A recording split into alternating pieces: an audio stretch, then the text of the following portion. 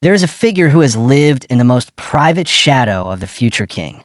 For 9 years, she was a constant, a secret keeper, a steadying hand in the most rarefied of worlds. And now, she is gone. Dismissed. Let go. The reasons are shrouded in palace silence, but her next move has sent shockwaves through royal circles and beyond. This isn't just about a change in staff. This is about a breach in the innermost sanctum. And what this trusted confidant does next could change everything we think we know about life inside the House of Windsor. If stories of palace secrets, hidden loyalties, and stunning betrayals captivate you, you need to hear this. This is Royal Report 24/7. Don't miss a second of this unfolding drama. Subscribe now, hit that like button, and share this with someone who understands that the real power lies behind closed doors. For nearly a decade, Maria Barallo wasn't just Prince George's nanny. She was, by all accounts from former staffers and royal commentators, a cornerstone of the Wales household. Recruited from the prestigious Norland College, known for training the world's elite nannies in everything from defensive driving to anti-paparazzi tactics, Barallo was more than a childcare professional. She was a protocol officer, a security asset, and a trusted extension of William and Catherine themselves. She was present for first days of school, family holidays at Balmoral, and the subtle, quiet moments that define a childhood, even a royal one. Her consistent, discreet presence in the background of photographs was a testament to her integral role.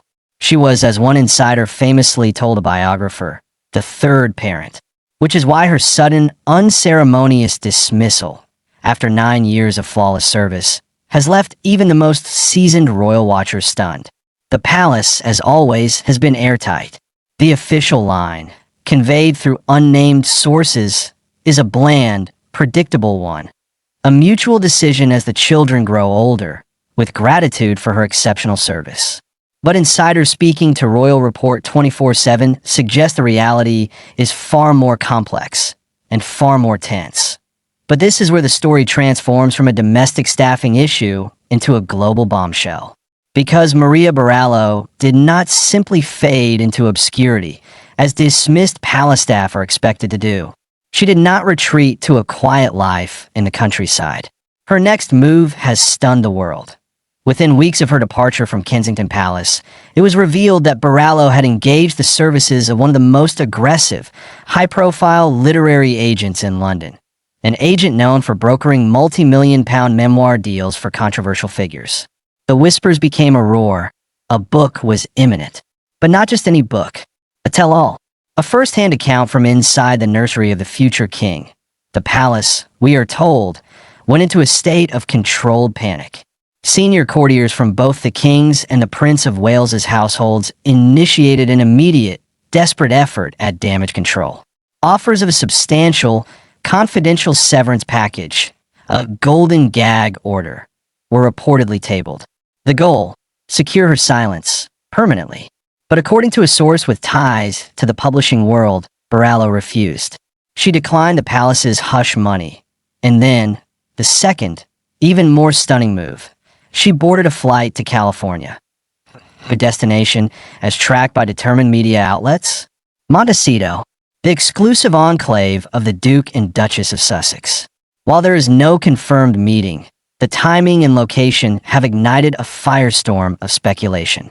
Royal insiders view this not as a social visit, but as a potential strategic alliance. Is she seeking advice from another former senior royal who broke away from the institution? Is she merely exploring her options in a place known for valuing personal narrative? Or is this a deliberate, calculated signal to the palace back in London? A show of her new, powerful affiliations? The historical parallels are chilling the corridors of Buckingham Palace. They remember the governess to Prince Charles, who sold stories. They remember the bodyguards, the valets, the secretaries who later wrote damning accounts. But this is different. This is the woman who taught Prince George to tie his shoes, who soothed his childhood nightmares, who knows the intimate, unguarded rhythms of the Wales' private life, the arguments, the anxieties, the small, sacred family jokes. This isn't just institutional secrets. This is the raw, emotional core of the future monarch's childhood. The potential fallout is almost incalculable. A memoir for Borrello wouldn't just detail daily life. It could reveal Catherine and William's parenting philosophies under pressure, their private reactions to global crises and family rifts, their unfiltered opinions on everything from the king's reign to the Sussex exit. It could define Prince George's public narrative before he's old enough to shape it himself. For a monarchy built on mystery and managed perception, it is the ultimate threat, an insider with a memory, a grievance, and a pen. Now, a tense, global waiting game is underway. The publishing world is in a bidding frenzy, with numbers speculated to reach astronomical, record-breaking sums. Lawyers for the palace are scrutinizing every line of her original employment contract, searching for non-disclosure clauses that could stand up in court. Meanwhile, in Montecito, the silence from the Sussex household is, as always, deafening. Are they offering counsel, or merely observing, as another figure learns the heavy cost of life within the Windsor system? For William and Catherine, the betrayal is profoundly personal. This is someone they welcomed into their most vulnerable space, their children's lives. The emotional hurt, insiders suggest, is compounded by a fierce, raging determination to protect their sons. Every public appearance they now make is shadowed by this unseen threat. Every smile, every family photograph is now viewed through a potential lens of, what will she say about this moment? The story of Maria Borrello is no longer a story about Nanny. It is a litmus test for the modern monarchy's power. Can it still command loyalty through tradition and fear? Or, in the 21st century, does every insider eventually become a potential author? Every confidence a potential chapter? She holds in her hands not state secrets, but something the palace may fear more, the human truth.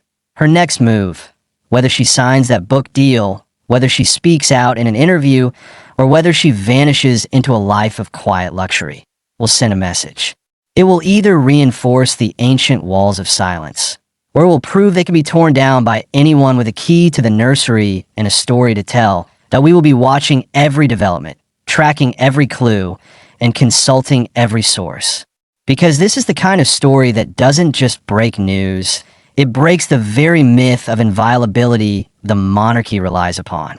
This is Royal Report 24/7.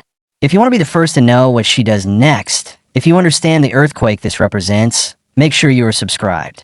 Your support through that subscribe button, a like, and by sharing this analysis allows us to go deeper to bring you the story behind the headline.